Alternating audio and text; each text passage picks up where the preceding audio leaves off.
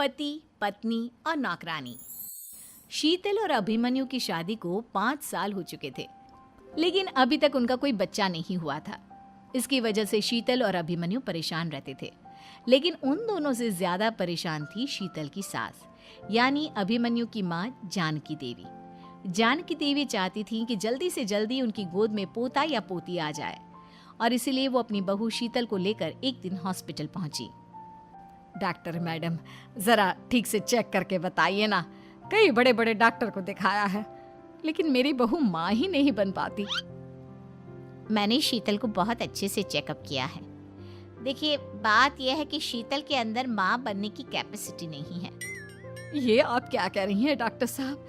कोई तो इलाज होगा ना, कोई दवाई दे दीजिए। देखिए, कुछ प्रॉब्लम ऐसी होती है जिनका कोई ट्रीटमेंट नहीं होता। आई एम सॉरी टू से, लेकिन शीतल कभी माँ नहीं बन सकती, क्योंकि उसके यूट्रस में अंदर से ही कुछ प्रॉब्लम है। घर आने के बाद क्या हुआ माँ? कहाँ लेकर गई थी आप शीतल को? अरे कहाँ लेकर जाती, डॉक्टर मैडम के पास ले गई थी, लेकिन तेरी बीवी तो कभी माँ बन ही नहीं सकती। मम्मी जी, इसमें मेरी क्या गलती? अगर अंदर से कोई प्रॉब्लम है तो उसमें मैं भी कुछ नहीं कर सकती। जानती हूँ, ये बात डॉक्टर के मुंह से सुन चुकी हूँ। अब दोबारा मेरे सामने इस बात का गाना मत गा।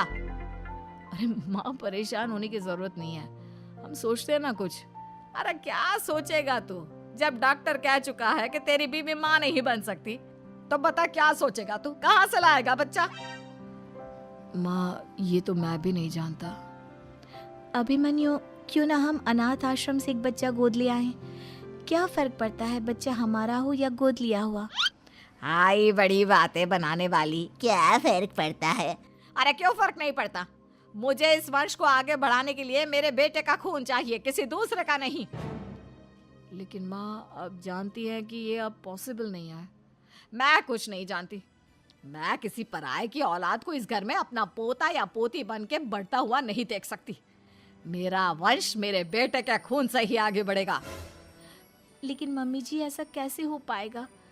आप अच्छी तरह जानती है ना, मेरा और अभिमन्यु का बच्चा नहीं हो सकता। तो मैं अपने बेटे की दूसरी शादी करवाऊंगी, और अपनी दूसरी बीवी से यह मुझे बच्चा पैदा करके देगा। ये आप क्या कह रही हैं माँ? मैं किसी और से शादी नहीं करने वाला। मेरे रहते हुए आप अभिमन्यु की शादी किसी और से करवाएंगी? मम्मी जी, आप ऐसा कैसे कर सकती हैं? तू बस देखती जा बहू, मैं ऐसा कैसे कर सकती हूँ। कुछ दिनों के बाद अभिमन्यु, मैंने तेरे